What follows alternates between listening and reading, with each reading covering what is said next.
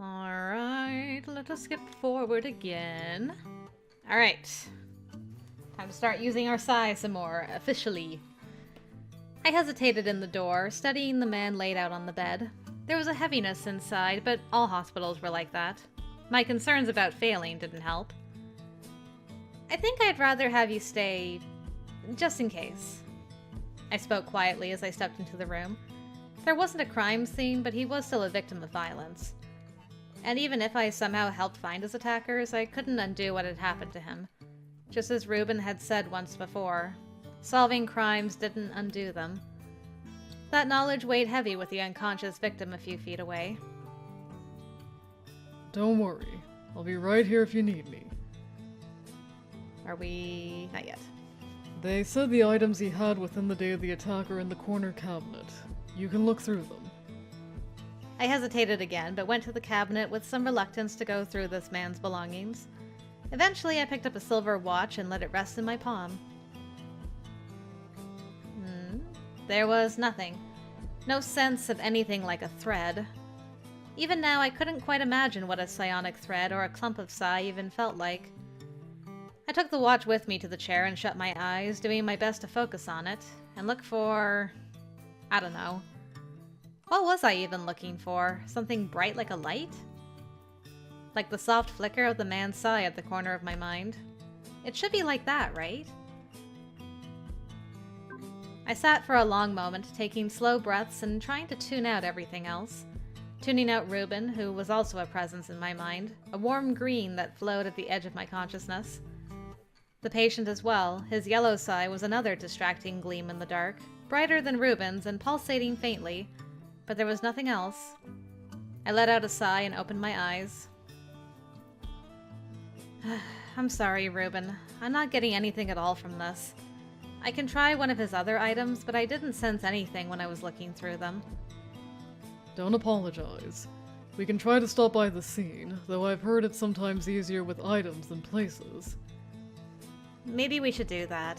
It's possible there are stronger echoes there. I felt bad as I handed the watch back to him and watched him put it away.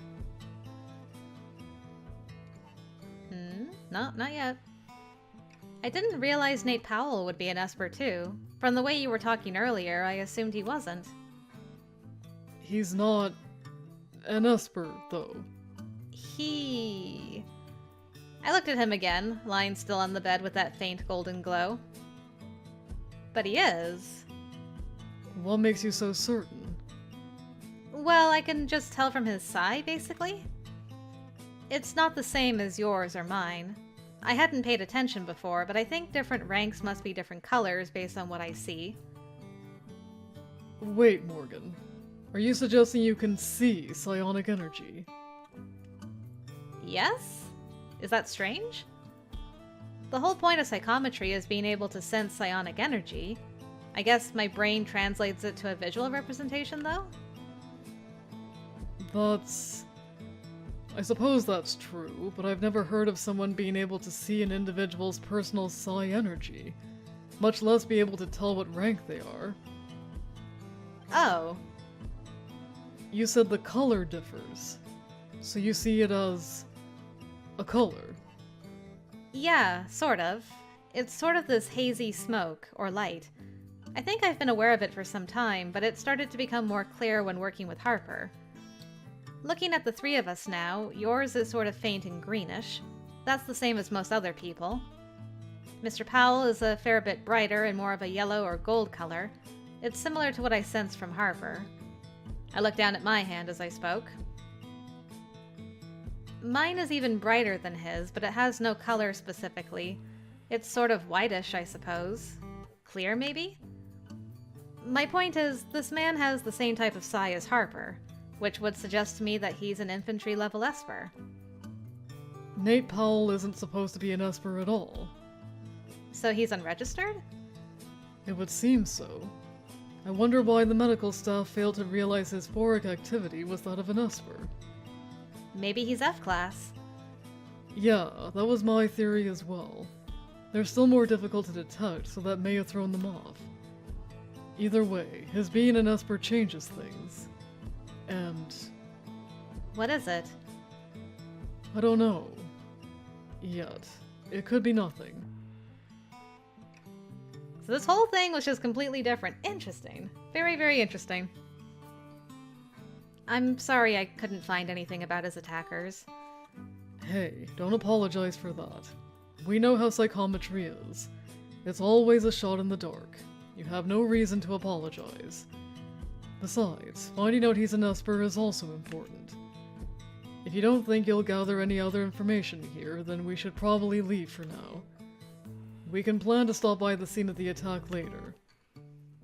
In the meantime, I want him tested to see if they can verify that he's an Esper. Not that I don't trust you, but... I get it. It's not like you can just take my word for it. Okay, now we're back for a little bit. So you're telling me you can identify the rank of every person on this street right now? Well, like I said, they're all sort of the same shade of cool green. You said mine was green too, yeah? Yes, but it's actually a little different. More of a warmer tone, like a yellow-green? I suppose it makes sense if being a P-class means your psi leans more toward what infantry psi is like. It's interesting that your concept of how color works seems to influence your visual perception of psi. I feel like a lot of experts would have thoughts on that.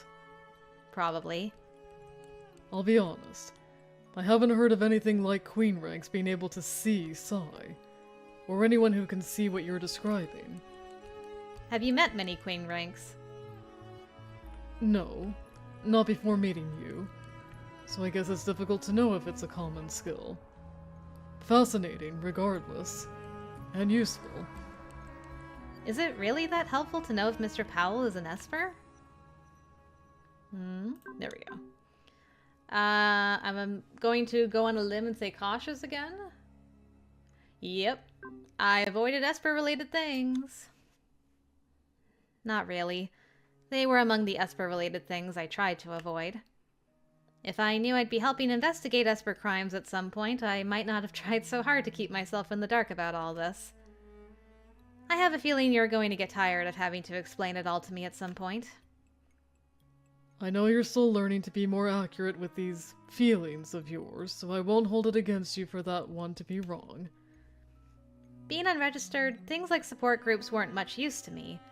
All I really know is that places like that exist. I assume they offer counseling and the like?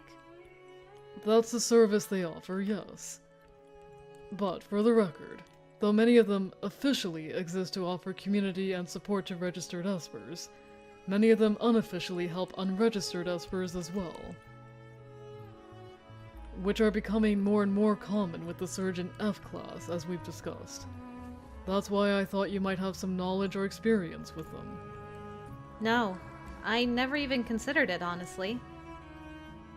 I stayed so far away from anything relating to Espers, including other Espers, that I'm not sure I ever would have had the chance to learn they unofficially could help me. I mean, I didn't even look up actual Esper policies, as if Endgame was just waiting to spy on my search history so they could pounce. How does someone like me even learn that a support group might unofficially help them? Well, through word of mouth, I guess. Those kinds of rumors float around various social groups and sub-communities. I suppose that makes sense. Even if I tried to get involved in an Esper sub-community, I don't think I would have trusted someone like Community Psi like that to keep my secret. I mean, I didn't even trust my own mother with it, to be fair. My ex-boyfriend knew because it got to a point where it was too hard to hide it from him. I mean, it didn't take him long to notice my aversion to anything Esper-related. Especially since it was his field of study. And even if I avoided major incidents, I couldn't stop all the small ones. At some point, you either call an exorcist or assume your girlfriend is telekinetic, I guess. If you were so avoidant with it, how did you end up with someone researching Espers? I was just thinking that. I'm like, if you're so avoidant, why did you date Trent? I mean, it's one of the many questions of why did you date Trent?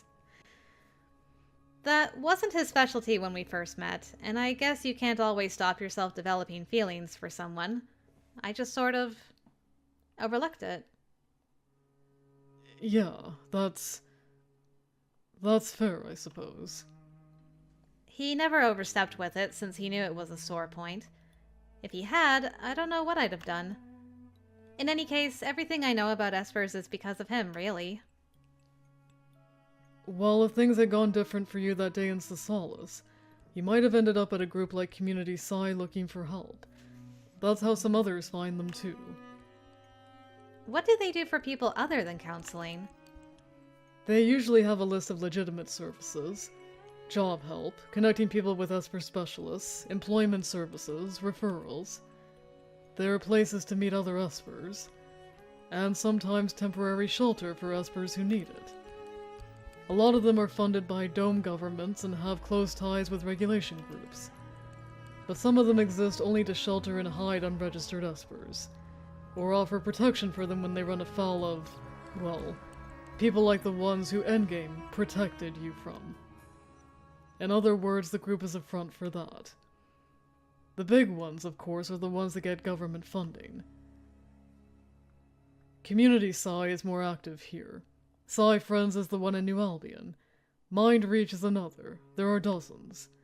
And the big ones have centers dotted about every major dome. I think I've seen advertisements for Psi Friends, for their group meeting stuff. What does it have to do with Nate Powell, though? Right. Well, Nate is associated with a small Esper support group here in Cerna. Not one of the major ones. It's called Esp-Anon. When you realize he's an Esper, my mind immediately went to a case from a few months ago in Cerna's main dome. Okay, now we're caught back up with the main thrust of the story. Cool. I keep ruminating on the psychometry thing and thinking about how to get better at it, then find myself frustrated about having to do it in the first place. Then I worry the frustration is creating a mental block that's making it harder to focus. I don't know if you've noticed, but I have this issue with overanalyzing sometimes.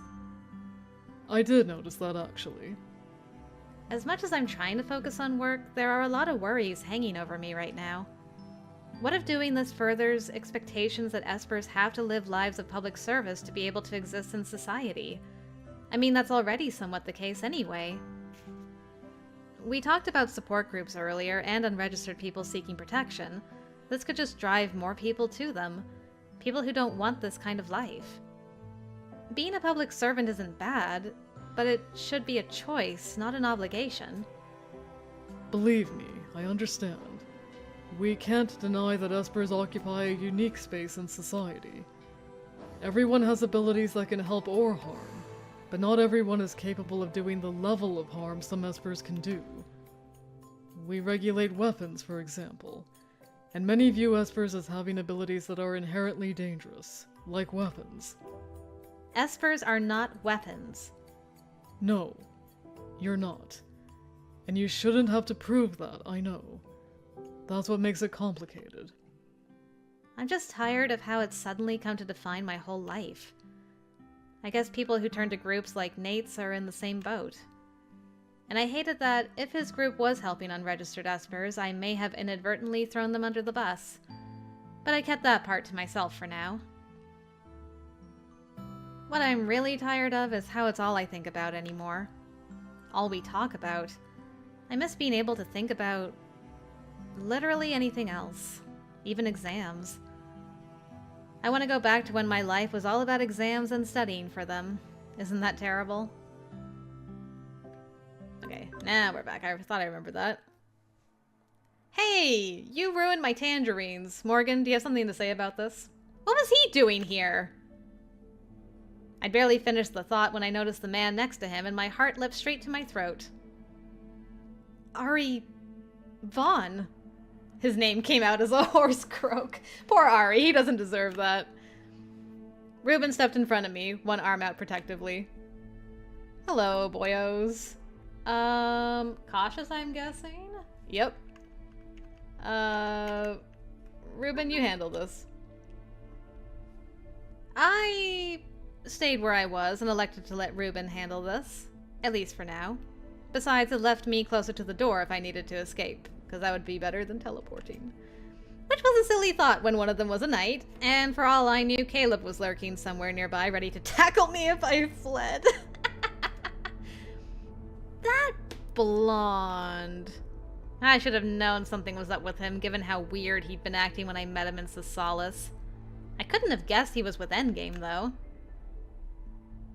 I asked what you're doing here, and you haven't answered. Especially you, Mr. Ulrich. I know you don't get out much. Magnus Ulrich?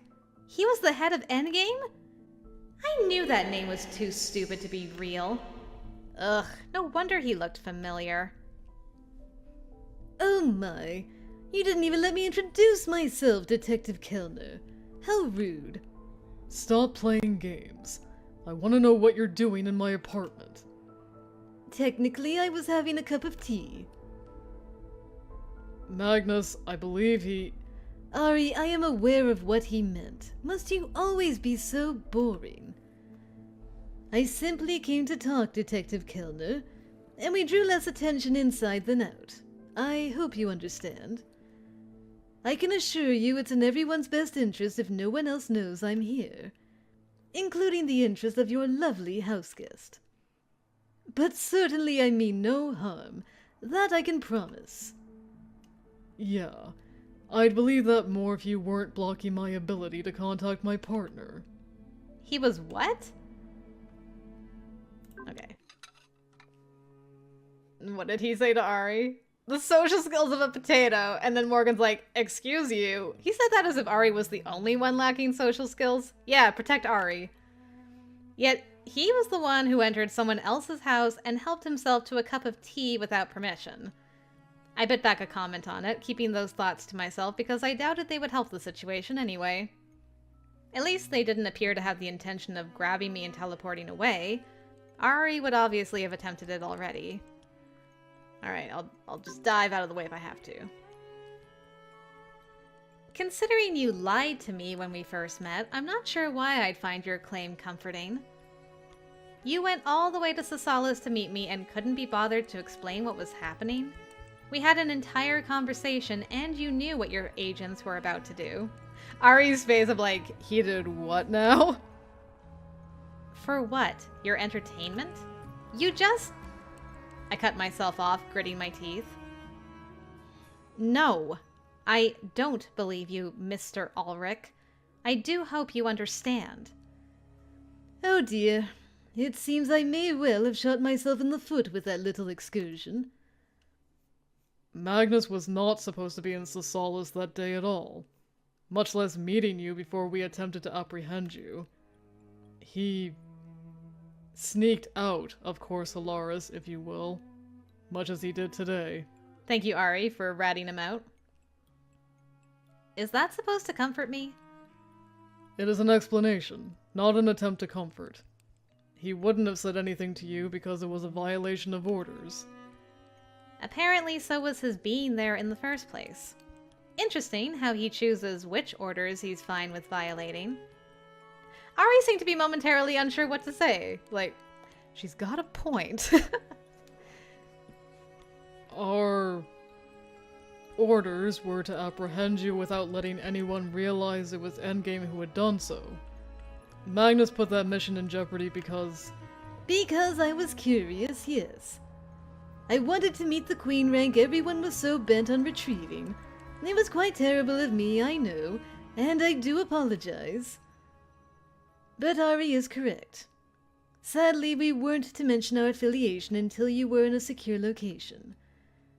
There are some boundaries even I hesitate to cross. But why?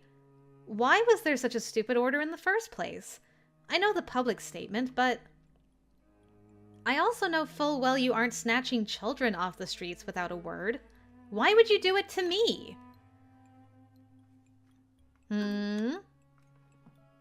I think this is when he's like, can I call you Morgan? And probably a hell no. Yep, hell no. Hell no. Absolutely not. Oh, what a shame. You and I have a fair bit in common, Miss Leone. I was hoping we might establish a friendship of sorts. Though your reservations are understandable, it wouldn't be a bad thing to be acquainted with me. I sat back in the chair, still unwilling to give him the benefit of the doubt, though. A friendship. Really? You sound like you don't believe me now either. First impressions really are difficult to overturn, aren't they? But you know, people like us are quite rare, Miss Leone. Not just Espers, but people like us. There are very, very few individuals with our abilities in this world. And that puts us alone atop a very small community. Do you truly expect such people wouldn't have common ground at all? While it's true I was born into Endgame and you have spent your life outside it, I suspect I can understand more of your position than you might think. I can sympathize in ways others might not be able to, and vice versa. We can help one another, Miss Leone. At the very least, I am not, as you seem to believe, an enemy. Ugh, we were getting sidetracked here, weren't we? So let's get back on track. What made sense? Okay, so no intention of taking me against my will or smearing my reputation. That made sense, I suppose.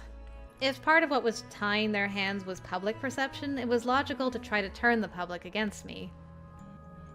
How exactly do they intend to smear my reputation? Lies? Or do they plan to use the fact I didn't register? You really are clever, aren't you? Well, I do like to think I have some level of useful intelligence, yes. And my record is otherwise pretty clean. Plus, I'm well aware that New Albion hates non-compliance. If your council can somehow stir up drama about that, it seems the most logical course of action. Correct! You're a high-ranking Esper capable of endangering the people around you due to your lack of training, yet you still neglected to register. Such a willful disregard of rules and of the public good simply can't be ignored, can it? While we might be able to debate whether you knew your rank, it's unlikely you didn't know you were an Esper. You can deny it if you like, but there's no way Miss Leone was unaware of her status, Detective Kellner. Isn't that true? Morgan, you don't have to answer his questions. This is not an interrogation. Oh my, you're already quite protective, aren't you? That's admirable, to be sure. So they want to go the route of saying I knew I was a danger to people and still tried to hide my status. They'll use the overgrowth incident from your childhood as an example too. And if they have to drag others into it, they will. That is exactly the sort of people they are. Who is this council anyway? You've mentioned them several times, but I was under the impression you were in charge of Endgame. Nope, not yet. Alas, no. I am a mere agent, the highest ranked one, to be sure, and I sit on the council myself, but I am vastly outnumbered in matters such as this. The council makes decisions, and I simply mete out orders according to their will. It was the council that decided on the retrieval strategy you so despise, under the advisory of a small group of bishops keeping an eye on your future. I would go into our internal politics more, but I haven't the time. Suffice it to say, you selected one of the least likely paths for yourself, much to their chagrin, and now they are quite beside themselves about what to do with you. What do you want from me, Magnus? Why are you really here? Alright. So, new choice. What's it gonna be? Cautious, not stubborn. I have some questions about all this. Things you haven't answered yet. I wish I could say I have answers, or the time to give them to you, but I fear that is almost up. As you can imagine, I can't leave the tower for long periods of time, and I've already been out for quite a bit longer than is usually permitted. Technically, you wouldn't have been permitted to come today anyway. Permitted. Yes, thank you, Ari. Ari here is one of our most dutiful agents, Miss Leone. I'm sure he's quite mortified by this entire conversation. But of course he has the longest teleportation range of any knight we know of, so I needed his help. I am not mortified. However, I was unaware that you feel the way you do. Well, now you know. How interesting for you. Perhaps it's time for you to begin questioning what was done to you as well. Yes, Magnus, do it. What was done to him? Listening to Magnus gave me the sense half the agents there were indoctrinated and the other half had tragic backstories perpetrated by the organization itself. That was beyond distressing, if true. I struggled to not let myself get distracted by his dizzying way of going off on rabbit trails, or dropping hints at larger and sometimes darker truths. Ugh, this man is so confusing. You have no idea. I'll try to be brief. I understand your delay tactics are meant to give me time to present a compelling case for the Triad and others to reconsider pushing Espers toward Endgame. But what if it doesn't work?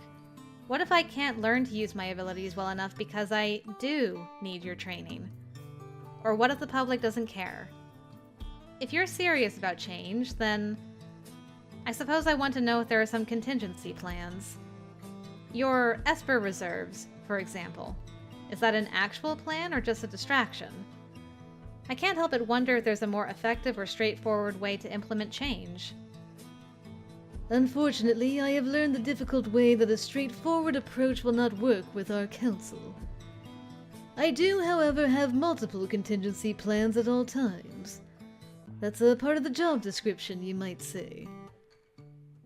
I don't believe that is an official part of your job description, Magnus. I have personally read it. For a split second, I had the distinct feeling from the look of sheer annoyance on Magnus's face that Ari might be trying to intentionally provoke him. This time, though, Magnus chose to ignore it. The reserves proposal is both a distraction and a legitimate proposal. Maybe it would be helpful to share it then. Rather than working on internal and external plans separately, coordinating may be more efficient. And you should be able to do it without anyone else being aware of it. What an excellent idea! Unfortunately, it looks like my time is wrapping up. There's no need to answer every question in a day. I'm certain we'll be in touch. Okay. Ugh, unofficial again. I hated being dragged into the shadows like this. With all this sneaking around, it felt like becoming wrapped up in one of Reuben's conspiracy theories. Some bizarre plot to reform Endgame on the sly. Okay, that isn't quite like one of his usual conspiracies, I admit. Fine. I'll look them over. Our long-distance courses are geared toward infantry. They focus on helping people control Psi for safety purposes and aren't designed to teach useful skills. But we don't have material geared toward training someone like you, so this will have to suffice.